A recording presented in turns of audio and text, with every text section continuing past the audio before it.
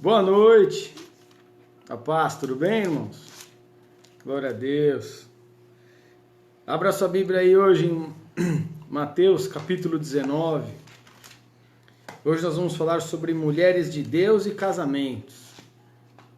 Mulherada gosta desse negócio, irmão.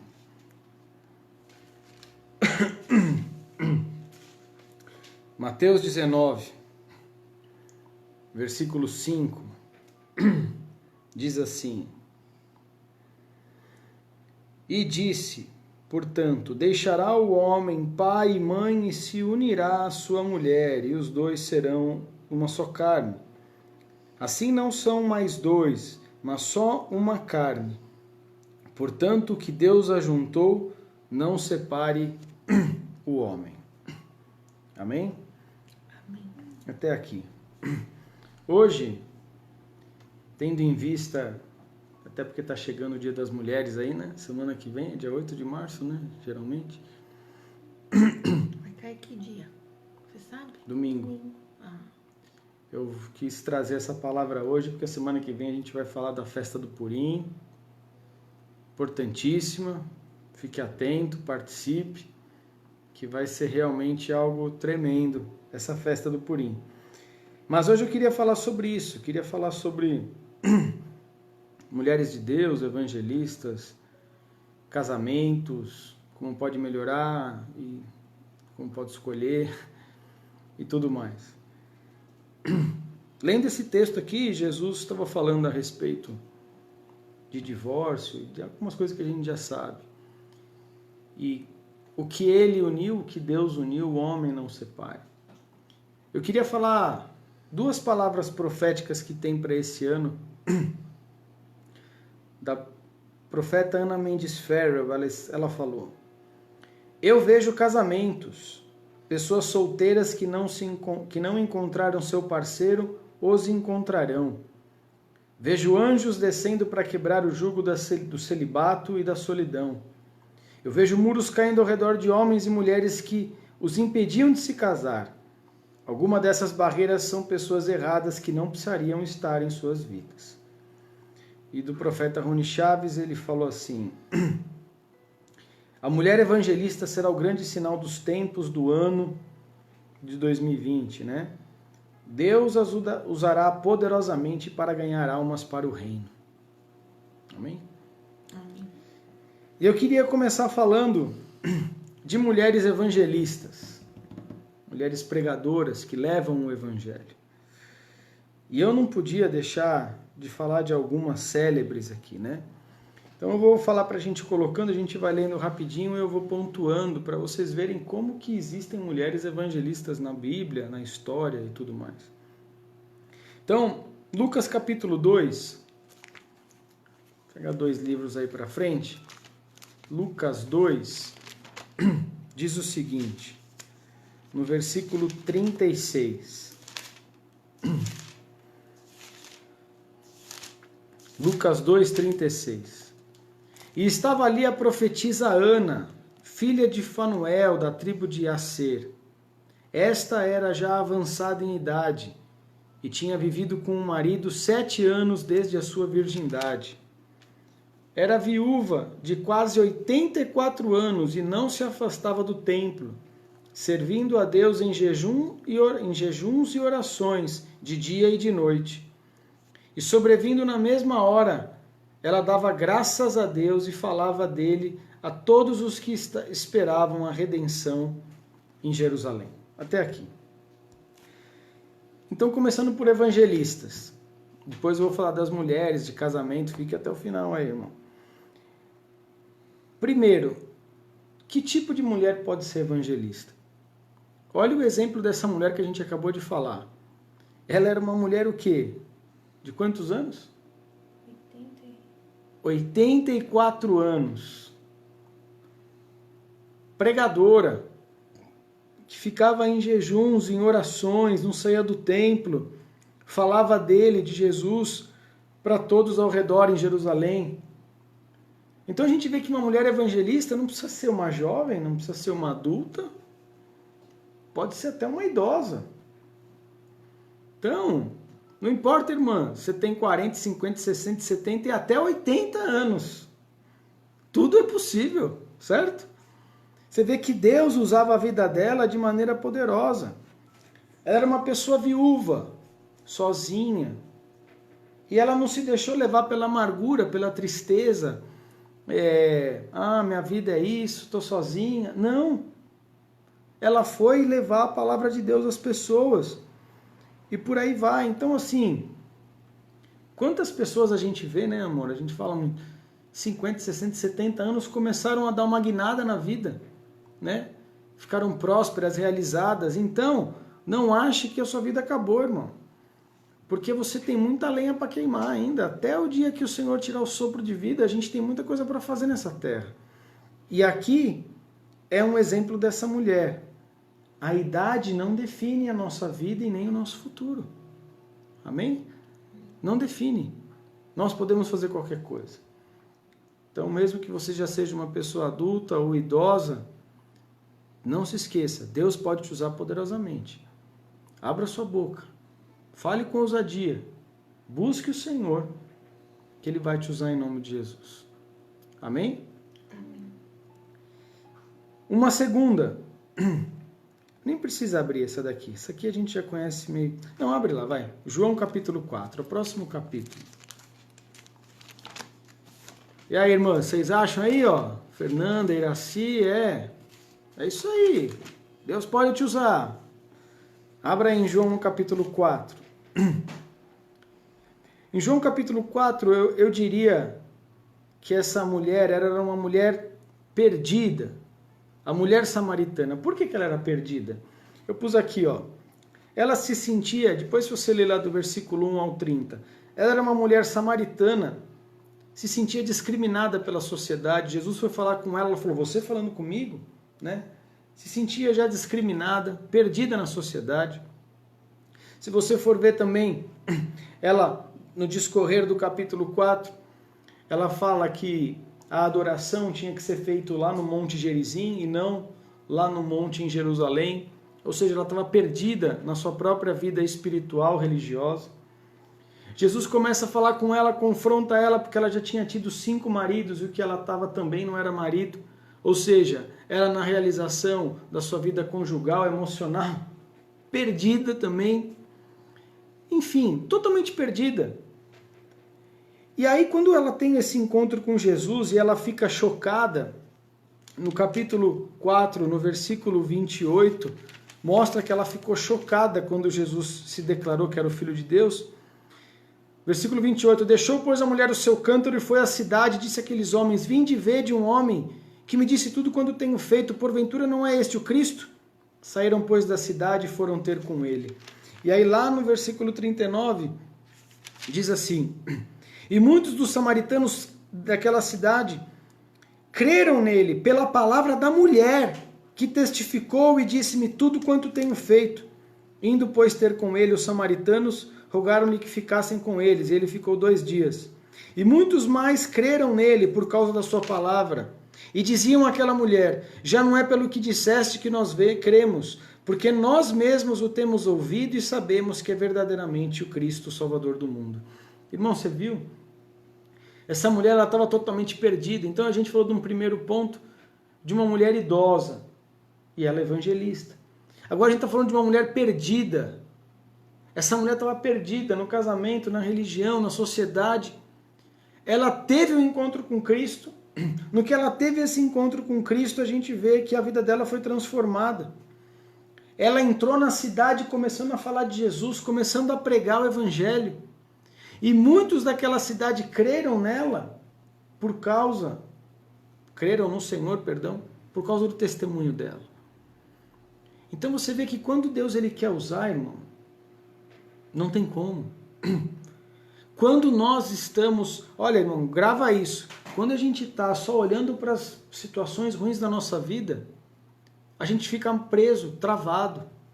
Mas quando a gente se abre para o novo, para buscar as coisas novas e as coisas do reino, a nossa vida flui, a autoestima melhora, todas as coisas melhoram, como a gente pôde ver nessa mulher. Uma vida cheia de vida, cheia de esperança, não é verdade? Olha como ela estava. Como que ela entra com essa empolgação dentro da cidade e começa a pregar? Pensa nisso. Isso é porque Deus estava usando a vida dela, porque ela se abriu e as coisas que estavam perdidas na vida dela, a Bíblia não fala mais da vida dela. Mas só por esse trecho já dá pra gente ver que deu uma guinada a vida dela, né? Deu uma ressuscitada, vamos dizer. Criou-se uma esperança, uma motivação, algo para que ela pudesse buscar e viver. Não é verdade? Então, você, irmão, você acha que você está perdida aí? Tá sei lá onde? Já o casamento destruído, que nem estava essa mulher, vida espiritual falida. Deus pode te usar poderosamente. E é nisso que eu creio. E é nisso que as pessoas têm que crer, as mulheres têm que crer. Que Deus tem coisa para fazer ainda. Amém? Amém. Não é para ficar arrastada. Deus pode e quer transformar a sua vida. Em nome de Jesus. Fala assim, Senhor, eu posso estar perdida. Em várias áreas da minha vida. Mas no encontro contigo, eu quero que o Senhor me encha de saúde, de vida. Em nome de Jesus. Amém? Deus pode transformar, irmão. E um terceiro exemplo aqui de mulher, essa aqui, irmão, eu já falei dela em outras pregações aqui. E é, sem dúvida nenhuma, um exemplo. Susana Wesley, sabe, né? Mãe. Então, se você achava que você era idosa, você já viu no primeiro ponto que Deus pode te usar poderosamente. Se você achou que você era perdida, você viu que Deus pode te usar poderosamente. Agora, se você é mãe e acha que não tem tempo, eu vou te falar a historinha dela e você vai ver que tem tempo sim. Susana Wesley foi mãe nada mais, nada menos do que John Wesley, né? O fundador da Igreja Metodista, que levou ao avivamento na Inglaterra no século 17, se me falha a memória, 17 e 18. Ela foi uma mãe de 19 filhos. Você não entendeu errado não, irmã. 19 filhos. Imagina. 19 filhos entre 1690 e 1709. Não pode ser, só tem 19 anos aqui. Ela em 19 anos teve... Vixe, misericórdia. Mas eu estava lendo um texto sobre ela, falou que ela prezava com regras, limites claros para os filhos. Por outro lado, ela tinha muita dedicação, compromisso e oração. E eu vou falar o que John Wesley falou aqui, ó. John Wesley disse assim: aprendi mais sobre o cristianismo com minha mãe do que com todos os teólogos da Inglaterra. Vixe! Apavorou, né? Imagina. A escritora falou assim, ó, a senhora Wesley administrava a sua casa propondo algumas regras que acabaram sendo observadas e seguidas por muitas mães de então e por outras ainda até hoje. Vou falar algumas regrinhas dela, irmão. Aí você vê se você concorda ou não. Não permita que as crianças comam entre as refeições e estejam na cama após as 20 horas. Vou botar zelo, né? 19, né? As crianças devem tomar seu remédio sem reclamar e não deve ser dado se pedem chorando. E nada deve ser dado se pedem chorando, apenas educadamente. Olha, isso aí já ia bloquear algumas mães aí, hein? Vamos aprendendo aí, irmão, ó. 19 filhos e mãe do maior pregador da Inglaterra. As crianças devem aprender a orar tão logo comecem a falar. Elas também devem ficar em silêncio durante o culto familiar. Fala a Deus. Só uma coisa, né? Você vê, irmão, começou a falar, tem que orar, irmão. Não tem essa, é novo, coitado, é criança, deixa brincar. Não deixa não, ensina. Ensina que tem que ter uma vida com Deus desde criança. E quando ele crescer, ele não vai querer soltar esse negócio. Para evitar mentiras, não deve ser punido nenhum erro confessado, e do qual logo os filhos se arrependam. A obstinação dos filhos deve ser dominada e trabalhada com Deus para salvar a sua própria alma. Crianças obstinadas tem que ter regra, tem que levar em oração, porque uma criança obstinada, irmão, é complicado. Só é pior que um adulto obstinado, certo? Não permita que um ato pecaminoso da criança passe impune. Ou seja, regra, disciplina. A pessoa tem que ser disciplinada, a criança tem que ser disciplinada para aprender. Hoje as crianças pulam no teto, segura no lustre e a mãe acha lindo. Aí depois ele quer fazer isso com o carro do pai, quando tem 18 anos. Tudo é quando cresce, irmão. Tem que ir aprendendo. Não puna os filhos 2 vezes por uma única ofensa. Só uma, né? O bom comportamento dos filhos deve ser sempre elogiado e recompensado.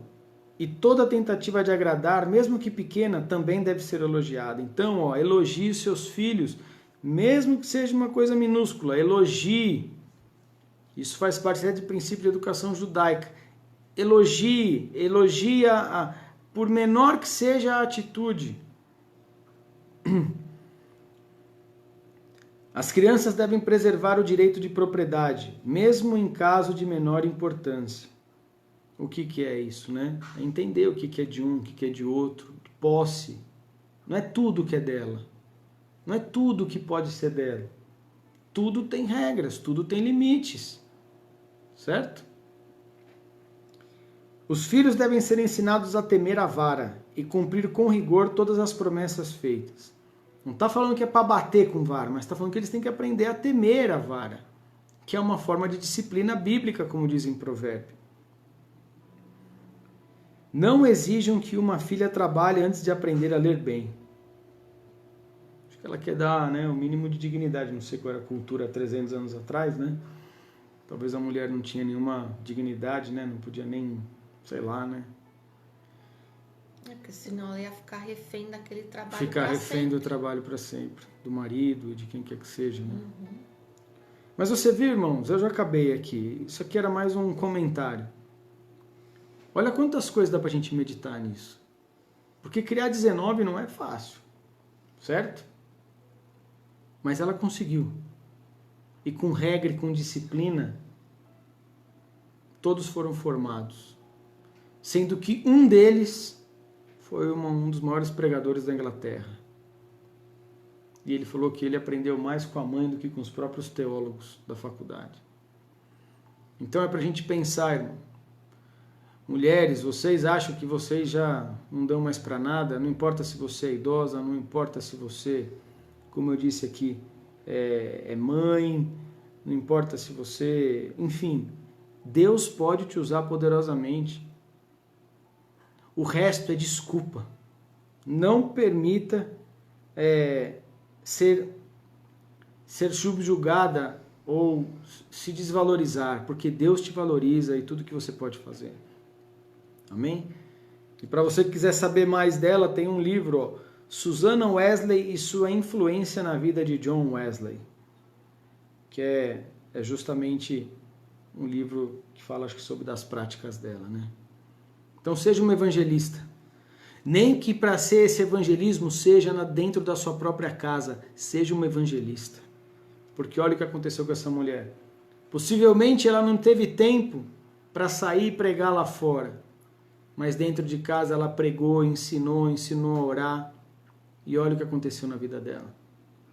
Por causa do filho, milhares e milhares de pessoas começaram a ter uma vida reta com Deus. Quem sabe você não está com um futuro John Wesley dentro da sua casa. Não é verdade? Fala assim, Senhor, eu não quero que nada me impeça de ser um evangelista. Mesmo se for mãe, que eu ensine os meus filhos a orar, a ler a Bíblia, a ser justo, a ter temor ao Senhor, para quem sabe ele não se tornar um grande John Wesley. Em nome de Jesus. Amém? E agora, irmãos, partindo para o segundo ponto, eu quero falar de casamentos. A Bíblia diz, né?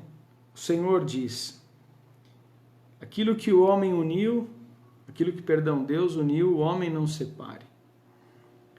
E isso é muito triste, irmão, porque a gente vê, eu que lido com muitas pessoas, eu vejo que muitas pessoas sofrem nos casamentos porque casaram com pessoas que não eram para ter sido casadas, não é verdade?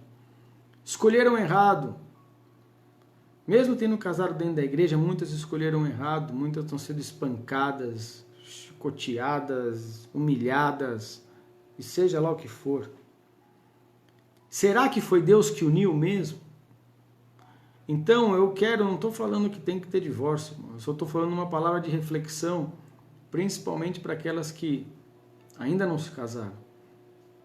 Para que você fique atenta e veja, de acordo com os princípios da palavra, como que você pode ser para atrair, né, coisas boas, um homem de Deus, e aquilo que a gente tem que se portar também para compreender os planos de Deus na nossa vida, né? Por exemplo, eu vou falar aqui de algumas bases que eu vejo importantíssimas para os casamentos.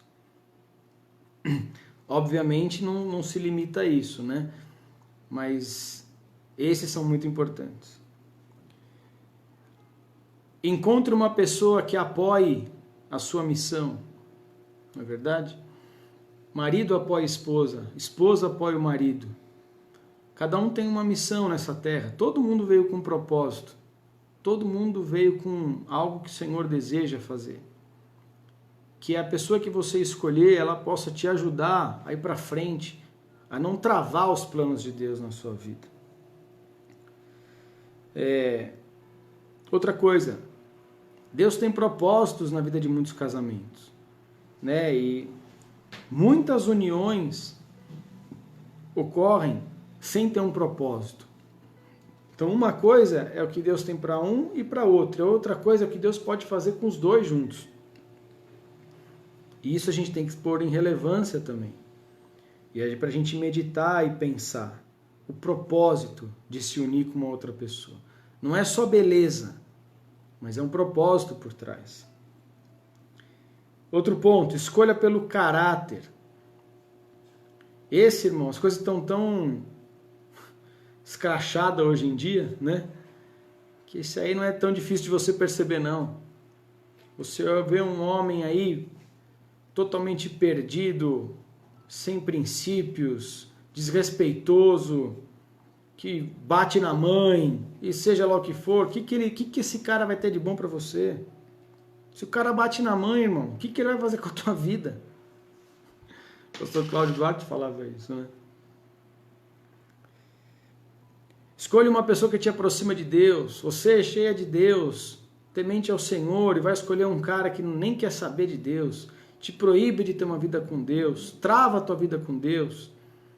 Um dos sinais para você ver se uma pessoa é de Deus para a sua vida é se ele te aproxima de Deus. Não é verdade?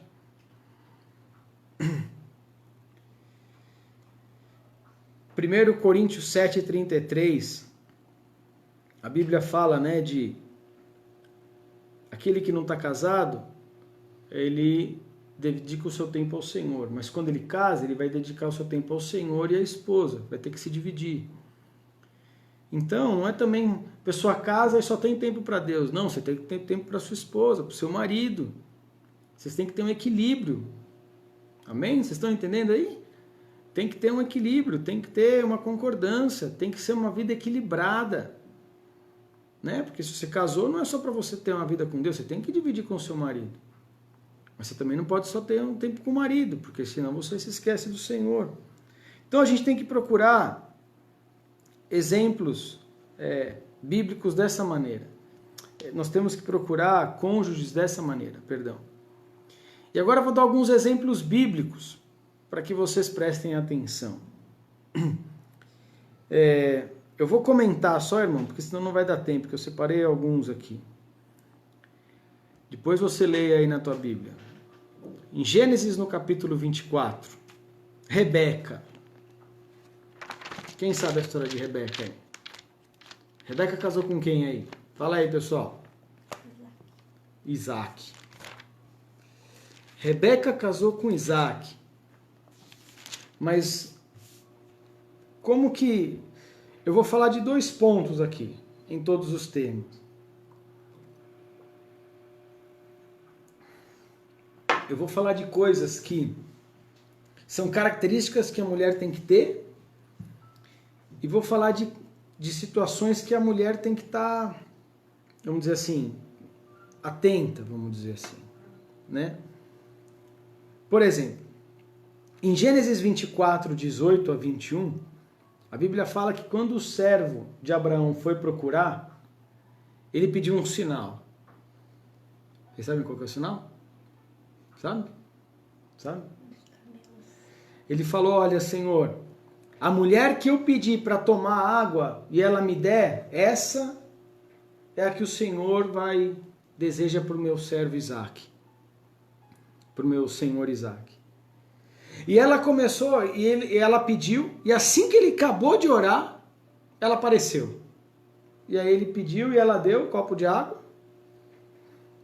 Mas ela não deu somente para Isaac, para o servo.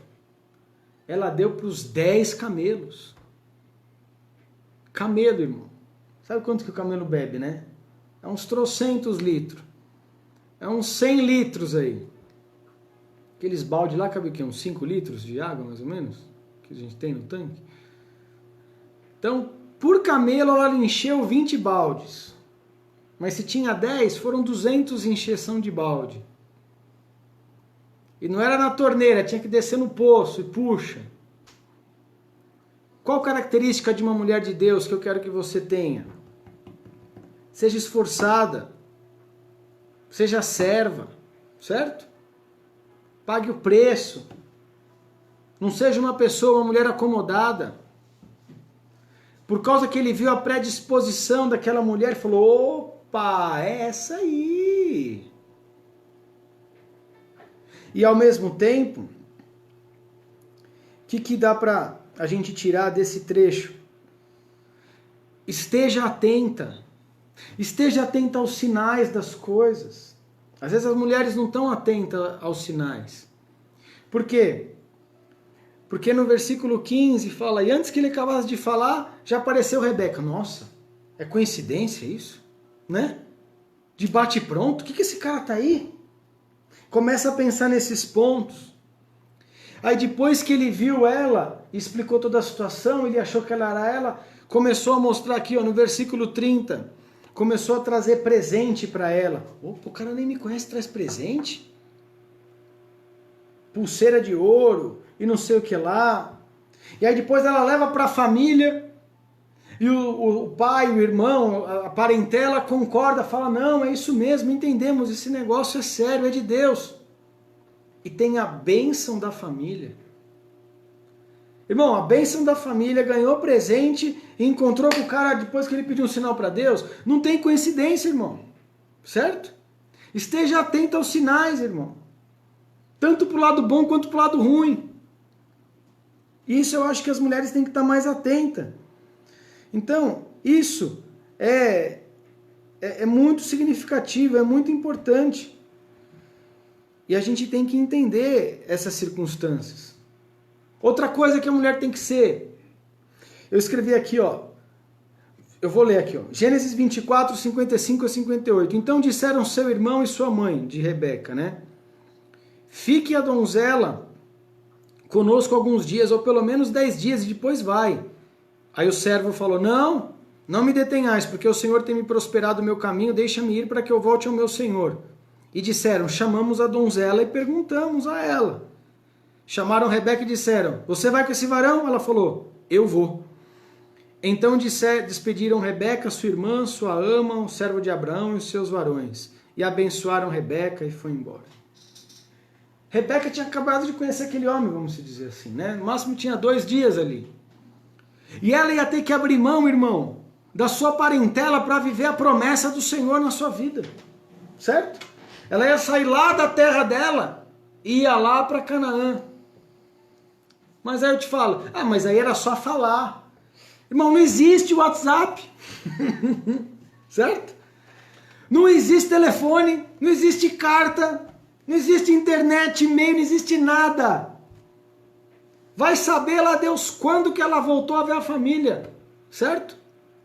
Mas ela estava disposta a abraçar esse desafio. E as mulheres, elas têm que estar dispostas a abraçar desafios, às vezes, se quiser seguir um homem de Deus. Irmão. Amém? Não é verdade? Está aqui um exemplo. Hoje está na bênção. Aí. Tá vendo, irmão? É isso que dá. Mas pagou o preço. Pague o preço. Eu paguei. Deus me lembrou a semana que eu paguei e estou recebendo. Está recebendo? Tô. Repassa. Não, é meu. Então, irmão, ó.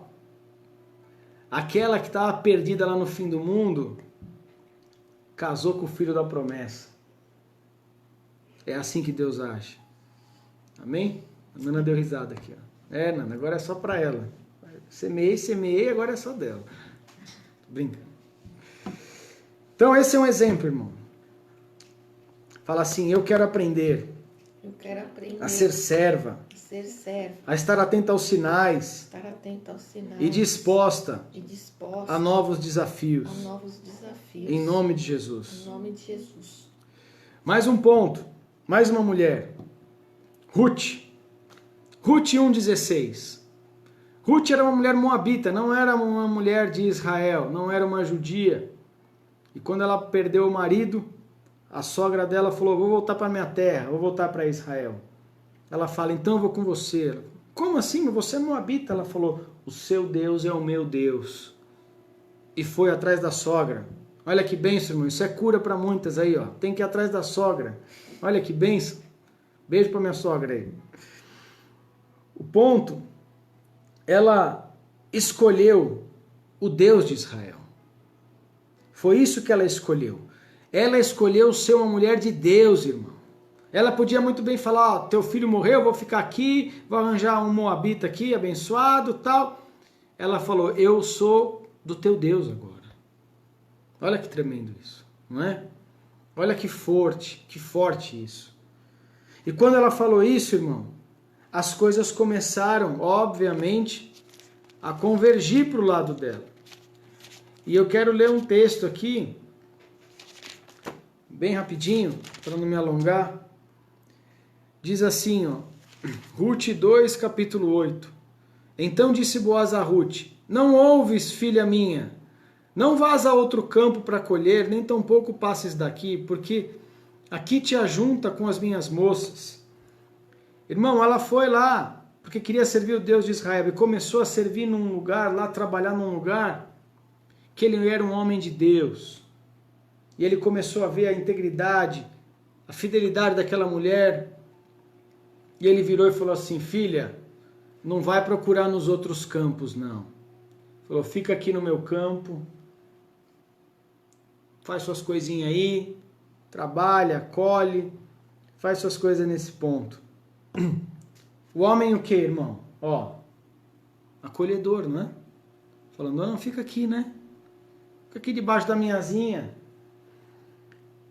Esse é um ponto também, né? Só fazendo um parênteses aqui, irmão. Não vai procurar qualquer candango, irmão. O cara que te bate, o cara que te menospreza, o cara que te não dá valor. Furou o pneu, falou, vai lá, troca o pneu lá, mulher. Não, vai procurar o cara que fala assim, deixa eu cuidar de você, filha. Vem aqui no colinho do papai. Em bom sentido, né? Precisa escolher um homem acolhedor, um homem que protege, um homem que cuida. É ou não é verdade? Ou a pessoa vai querer qualquer um? Fala aí, mulher. Não é? Não é verdade? Claro. Fala aí, ó, para eles escutarem. Preciso tomar minha água aqui. Então, irmão,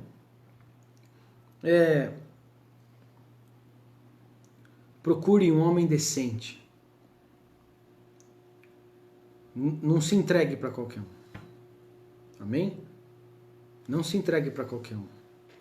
Procure um homem decente. E ela, novamente, saiu de ser uma viúva perdida em Moabe para ser nada mais, nada menos do que a bisavó do grande rei Davi. Olha como Deus muda a história. Deus não muda a história?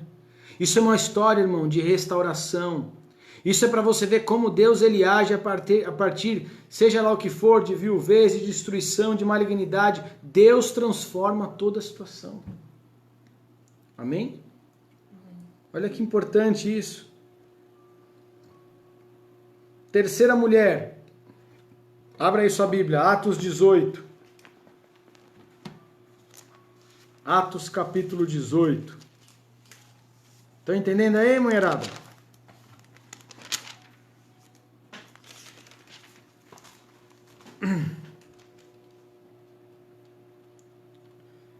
Atos 18, de 1 a 3, diz assim: Depois disso partiu de Atenas e chegou a Corinto, e achando um certo judeu, por nome de Áquila, natural do Ponto, que havia pouco tido vindo da Itália, e Priscila sua mulher, pois Cláudio tinha mandado que todos os judeus saíssem de Roma, se ajuntou com eles. E como era do mesmo ofício, ficou com eles e trabalhava, pois tinha por ofício fazer tendas. Olha, esse é um outro ponto importante para as mulheres, para elas serem parceiras do seu marido, companheiras do seu marido.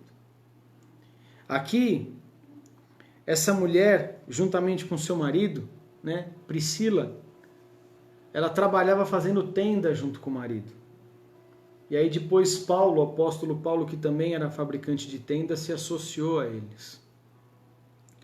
Mas o que eu quero tirar dessa mulher, ela tinha o mesmo objetivo, ela trabalhava junto com o marido, ela estava aliançada com o marido, ela estava na alegria e na tristeza com o marido, ela estava junta, ela era companheira. E muitas vezes, irmãos, os homens precisam de mulheres assim, companheiras, que estejam juntos na alegria, na tristeza, na saúde, na doença. É ou não é? Eu costumo falar que a Dani é a mulher mais companheira que eu conheço no casamento. E é mesmo. Eu, no lugar dela, se bobear, já tinha pedido arrego. Mas a gente tem que compreender, irmão, a parceria, a união é muito forte, né? E outra coisa, em 1 Coríntios 16, 19, a Bíblia fala, Paulo manda uma saudação para a igreja de Corinto e manda uma saudação especial para Áquila e Priscila e para a igreja que se reuniam na casa deles. Outra coisa importante para você, mulher, esteja disposta à pregação do Evangelho. Áquila estava com um ponto de pregação ali na casa, ela estava aberta a isso, ela estava junto com ele, tinha uma igreja que se reunia na sua casa. Então, irmãos, a gente vê que eles tinham uma parceria, tanto no trabalho quanto no ministério, né? E às vezes tem casais assim, que trabalham juntos, estão no ministério juntos, e isso faz ter um casamento cada vez mais abençoado. E é isso que eu quero que todo mundo preste atenção, porque Deus pode transformar todas as coisas. E Deus pode trazer uma paz e uma realização num lar de uma maneira descomunal, como eles viviam na plenitude. Porque não é todo casal que se dá bem assim, né? Que trabalha junto, ministério junto, não sei o que junto. Mas eu creio que quando Deus tem um propósito por trás, elas se tornam aqui abençoadas, como foi aqui essa causa dessa mulher aqui. Amém?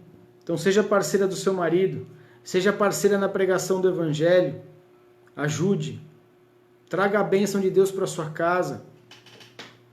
Quantas casas eu já não vi quando deixa entrar uma palavra, vamos fazer uma célula na tua casa, às vezes a pessoa nem é convertida, começa a mudar a história da casa, o casamento começa a melhorar, mas já estava bom, começa a melhorar.